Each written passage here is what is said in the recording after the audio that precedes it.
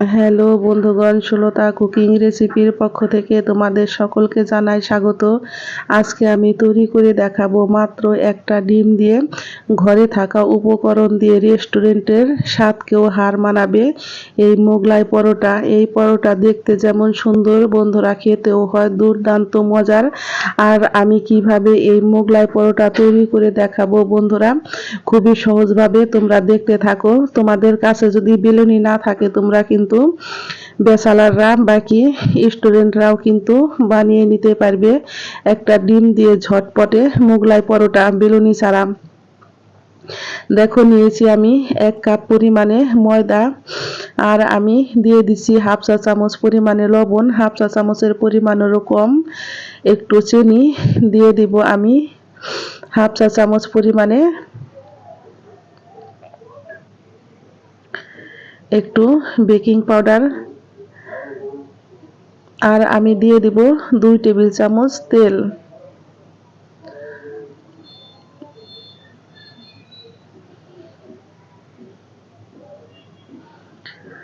আমার এই মোগলাই পরোটার রেসিপি যদি বন্ধুরা তোমাদের ভালো লেগে থাকে, একটা লাইক করবে, কমেন্ট করবে, শেয়ার করবে, এবং যারা আমার নতুন বন্ধু আছো তারা আমাকে একটা সাবস্ক্রাইব করতে ভুলবে না।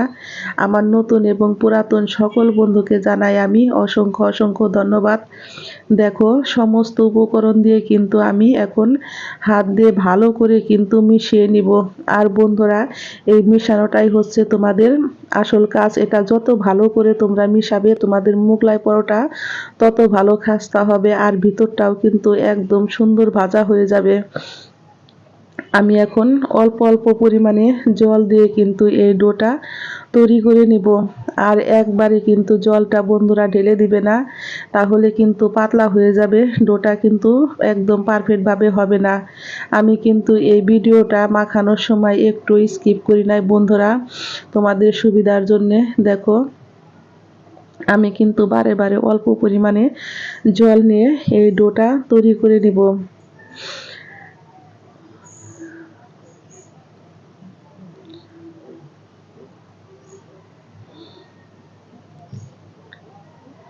আর যদি তোমাদের কাছে একটু শক্ত মনে হয় বন্ধুরা, তাহলে একটু হালকা পরিমাণে একটু হাতটা ভিজিয়ে নিবে, ভিজিয়ে নিয়ে তারপরে কিন্তু ডোটা তৈরি করবে।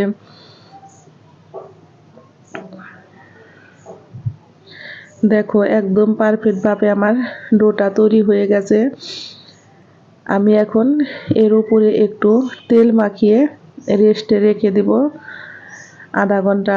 আর বন্ধুরা, অবশ্যই খামিরটা তৈরি করে একটু রেস্টে রেখে দিবে, তাহলে তোমাদের মোগলাই পরোটাটা একদম খাস্তা হবে।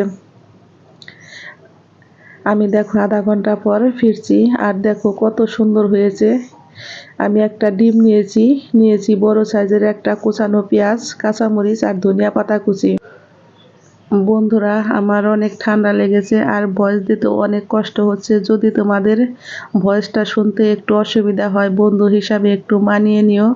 দেখো, নিয়েছি আমি একটা রুটি বেলার পিঁড়ি, আর পিঁড়িতে কিন্তু আমি একটু ময়দা দিয়েছি। আর দেখো, ময়দা দিলে কি হয় বন্ধুরা, আমি তোমাদেরকে একটু হাত দিয়ে চিপে চেপে দেখাবো। দেখো, এটা কিন্তু যত চাপ দেবে ততই কিন্তু এটা আস্তে আস্তে তোমার ছড়াবে, আর কিন্তু এটা তোমার বেলুনির প্রয়োজন হবে না। যদি কোনো স্টুডেন্ট বাকি মেসে থাকো তোমরা, ব্যাচেলাররা, এভাবে যদি তোমাদের মোগলাই পরোটা খেতে মন চায় বন্ধুরা, সকলের কাছে তখন তো পিঁড়ি থাকে না। সেই জন্য তোমরা একটা প্লেট নিবে, আর প্লেটটাকে উল্টো করে হাতের সাহায্যে কিন্তু চেপে চেপে আমি রুটিটাকে কিন্তু বেশ খানিকটা বড় করে নিয়েছি বন্ধুরা, তোমরা দেখে অবশ্যই বুঝতে পেরেছো। আর আমি কিন্তু সব দিকে হাতের সাহায্যে ঘুরিয়ে ঘুরিয়ে কিন্তু আমি একদম সুন্দর করে আমি পাতলা করে নিব চতুর্দিক, যাতে নাকি আমার কোনো দিক একটু মোটা না থাকে। আর বন্ধুরা, অবশ্যই তোমরা দেখে বুঝতে পেরেছো আমার কিন্তু রুটিটা কোনো দিকে তোমার মোটা নেই। সেজন্য দেখো, আমি কিন্তু এখন হাত দিয়ে এরকম করে একটু টান দেব, আমার মাঝখানে যতটা মোটা আছে সেই মোটাটাও কিন্তু এখন হাতের সাহায্যে এরকম করে পাতলা হয়ে যাবে। আর আমি এখন একটু লাস্ট ফিনিশিং এর জন্য একটু বেলুনি দিয়ে বন্ধুরা একটু দেখো রুটিটাকে একটু হাত দিয়ে মাঝখানটাকে আমি ঠিক করে নিয়েছি। আর আমি বন্ধুরা যখন নাকি হাত দিয়ে ঘুরিয়ে ঘুরিয়ে করি, হাতের সাহায্যে সেই ঘোরানোটা তোমাদেরকে দেখাতে পারলাম না বন্ধুরা। আমি দেখো এখন কিন্তু বেলুনিটা দিয়ে কিন্তু রুটিটাকে বেশ খানিকটা বড় করে নিয়েছি বন্ধুরা। দেখো রুটিটা কিন্তু আমার একদম পাতলাও হয় নাই আর একদম কিন্তু মোটাও নেই। এখন আমি দিয়ে দিব বেশ কিছুটা পরিমাণে ময়দা, আর ময়দাটা অবশ্যই বন্ধুরা তোমরা দিবে। দিলে কি হয়, আমাদের মোগলাই পরোটা কিন্তু ফুলবে অনেক সুন্দর আর ভিতরে কিন্তু কাঁচা থাকবে না। আমি নিয়েছি একটা ডিম আর এর মধ্যে দিয়েছি কুচানো ধনিয়া পাতা, 2টা কাঁচামরিচ, আর দিয়েছি আমি বড় সাইজের একটা পেঁয়াজ, দিয়েছি একটু জিরার গুঁড়ো আর লবণ দিয়ে কিন্তু আমি ডিমটাকে এখন বেশ ভালো করে ফিটে নিব। আর ফিটার সময় বন্ধুরা আরেকটি তোমাদের আমি টিপস দিয়ে দিচ্ছি, এটাও আমি মোগলাই পরোটা করতে করতে বন্ধুরা এই জিনিসটা আমি শিখেছি বন্ধুরা। দেখো আমি সেই জন্য তোমাদেরও এই টিপসটা একটু শেয়ার করলাম।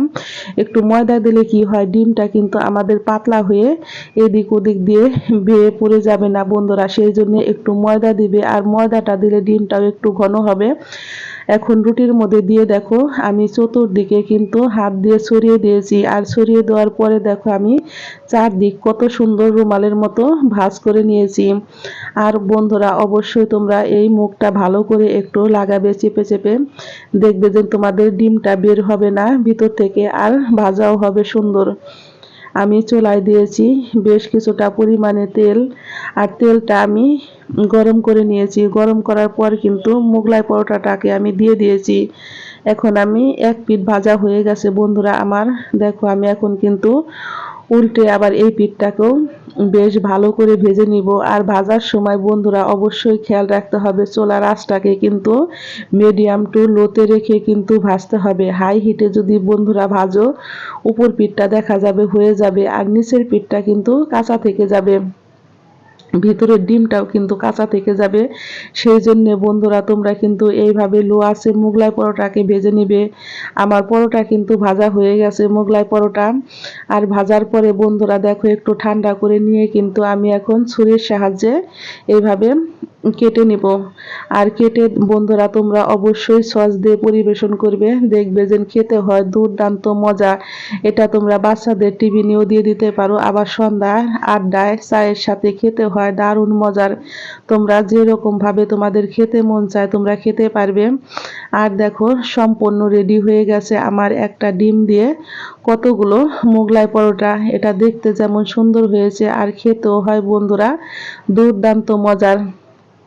তোমরা সকলেই বন্ধুরা ভালো থেকো, সুস্থ থেকো। আমি আবারও ফিরবো নতুন নতুন কোনো রেসিপি নিয়ে। সকলকে জানাই আমি অসংখ্য অসংখ্য ধন্যবাদ। আর বন্ধুরা দেখো আমি তোমাদেরকে একটা খেয়ে দেখাচ্ছি, এটা ভিতরেও যেমন সুন্দর হয়েছে আর খেতেও হয়েছে দারুণ মজার। তোমরা যদি একবার বানিয়ে খাও বন্ধুরা তাহলে বারবার এই মোগলাই পরোটা তোমাদের বানাতে মন চাইবে। আর আমি আজকে তোমাদের খুবই সহজভাবে তৈরি করে দেখালাম রেস্টুরেন্টের মতো মোগলাই পরোটা।